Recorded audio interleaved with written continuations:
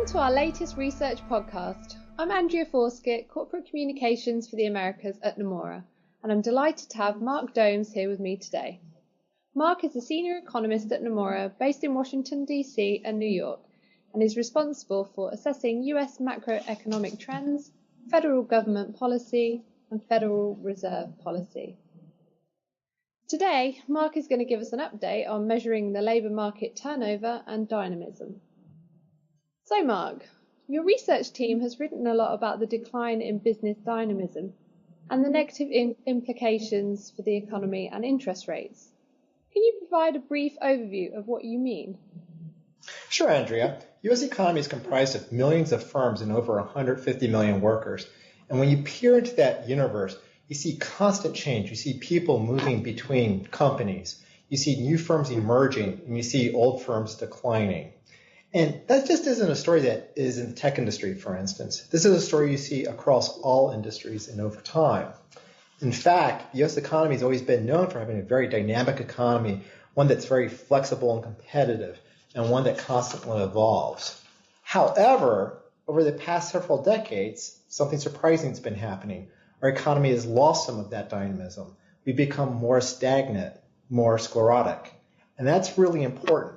Because when you have a more stagnant economy, one that isn't as dynamic, you won't have as high of economic growth.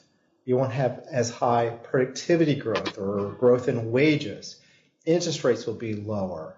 Standard of living won't increase as quickly. Budget problems worsen, and investment will also be lower. Okay, so why is it that the US economy isn't as dynamic as it used to be? I mean, I enjoy watching Silicon Valley where, starting a new successful business is the primary goal. Isn't that as true today as it was in the past? Yeah, there's really no single reason. Instead, there's lots of reasons that have all kind of happened in the same time, and they all go in the same direction. It's kind of a story of a death by 1,000 cuts. But you take all these reasons, they fall generally into three different buckets. First is lower worker mobility, which by that I just mean people don't move around as much as they used to. Second is you don't have as much entry of new firms like your Silicon Valley show. And then third, across industries, there's just a lot more concentration amongst big companies than there used to be. Let's talk about mobility first. People simply don't move around as much as they used to. So for instance, when you look at the US, the fraction of people who move across state lines every year is now only about half of what it used to be in the late 1980s. And one of the questions is, why is that? Well, Silicon Valley is actually a great example. Where jobs are plentiful and where there's a lot of opportunities are also now places that are very expensive to move to. So it's a lot harder for people to move to where the jobs are. And that reduces worker mobility. So that's from the worker perspective. But then there's a couple stories from the business perspective. So as I said, what we've noticed is that there aren't as many new firms as there used to be. So if we look at the rate of new business formation, like those types of firms that you see on the show Silicon Valley, for instance, the rate of new firm entry into the U.S. economy is a lot lower. Also, if you look at how many jobs those new businesses create, in the late 1980s, those new firms accounted for about 4% of the total workforce, which is a lot for new firms. Today, it's only about half of that. So in terms of the new jobs and the churn that happens because of new businesses, it's just a lot less today than it used to be. The second reason from the business perspective, and the third reason overall for lower dynamism, is that when you look across industries, what we observe today is that large businesses have a much greater share of overall activity than they did a couple decades ago. Our economy's become a little less competitive. It's tilted more towards kind of bigger businesses. And when you look at these big businesses, they're also a little more stagnant. They don't change as much as they used to. So those are kind of three big reasons why overall dynamism is lower than it used to be. Okay, so how do you know that dynamism is changing, and how do you measure this? A couple of government agencies produce really good data on this, basically drawn from tax records. And that's really good because that means the data is comprehensive and it's also consistent over time. Unfortunately, that data often comes out with big lags between 1 and 3 years. So it's not very helpful for us to understand what's happening now. So what we did is we looked at other data that is A, timelier, and B, that is highly correlated with the government data, and we created an index on labor turnover, a measure of dynamism that we now have in real time. So we call this the Nomura Labour Turnover Index. You can write to us and we'll be more than happy to give you the data and we'll post it. So now what we have is we have a very long time series of dynamism, and it's also much more up to date. Okay, so what does the Nomura Labour Turnover Index actually show? So there's two main takeaways. One is going to be on the cycle, and the second is going to be on the level.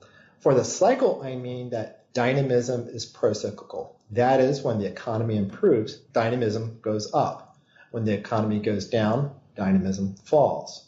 But although the economy is improving still today, what we noticed is dynamism basically started plateauing in early 2016. That is, it's been flat. It stopped increasing. So we're now at this new level of dynamism, and it's no longer increasing.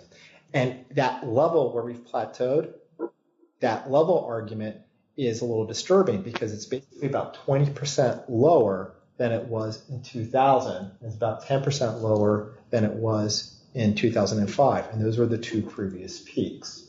So despite we're adding 170,000, 180,000 jobs per month on average, despite this kind of strong job growth, we're not as dynamic as we used to be, and it's basically flattened out. Okay, so what are the market implications of lower business dynamics? There's a couple reasons, and they're actually very important for markets and for the economy. Really, the first is that productivity growth is closely linked to dynamism. And what has been shown again and again in industry by industry and country by country as well is that when you have new firms entering who have new ideas and are more efficient and more productive, that's really important in understanding why productivity grows. Because when you have these new firms entering, you also have the more inefficient older firms exiting. And it's that dynamic of this kind of rebirth, this very Darwinian story of how free market economies work, that really drives a lot of productivity growth. So when you have less dynamism, you're going to have less productivity growth. Okay? And so one of the reasons we really care about productivity growth is because that fundamentally drives how fast our economy grows. And how fast our economy grows is hugely important for any number of reasons. One of the reasons why it's important from a Federal Reserve perspective, which is receiving a lot of attention these days, is what is the natural rate of interest? Another way to think about the natural rate of interest is during the current Fed hiking cycle, where are they going to stop raising interest rates? Is it going to be 2%, 3%? There's a big debate right now on that subject. And when you have lower productivity growth, that level of interest rates will be lower. If we have higher productivity growth, then the Fed would raise interest rates more. So that's one of the big real implications. Another implication is wage growth. So what we've observed over the past year is that wage growth, yes, it's positive. It's been going up about 2.5%, but it's basically plateaued. It stopped going up, even though the unemployment rate, for instance, continues to fall. And this dynamism story is really important for that. One way people get higher wages, and one reason why you see higher wage growth, is when you have more opportunities, you're going to be able to bargain with higher wages with your current employer. You're going to be able to move and get those higher wages. When you have less dynamism, those opportunities aren't as abundant. And so what we see is that when these periods of lower dynamism, you also see much lower wage growth. And the flattening of the dynamism index that we put out coincides exactly with the flattening that we see in wage growth for the economy. So overall, what we've been saying is that wage growth is now going to be lower than it was in the previous recoveries. But when you're looking at this from the Fed, an important thing to keep in mind, the Fed's mandate is full employment. And so we have to make sure that markets understand that when they see subdued wage growth, it doesn't imply that the Fed doesn't think that we're at full employment. It's just that we're at this newer, lower equilibrium. So overall, going forward, if we don't see these measures of dynamism increased, that's basically going to place a drag on growth, and it's going to also be a drag on markets. Thanks, Mark. So that's all we've got time for today. Thank you, Mark, for taking the time to speak with me. If you'd like to listen to more of our weekly podcasts, then visit nomuraconnects.com. Enjoy the rest of your day. Thank you.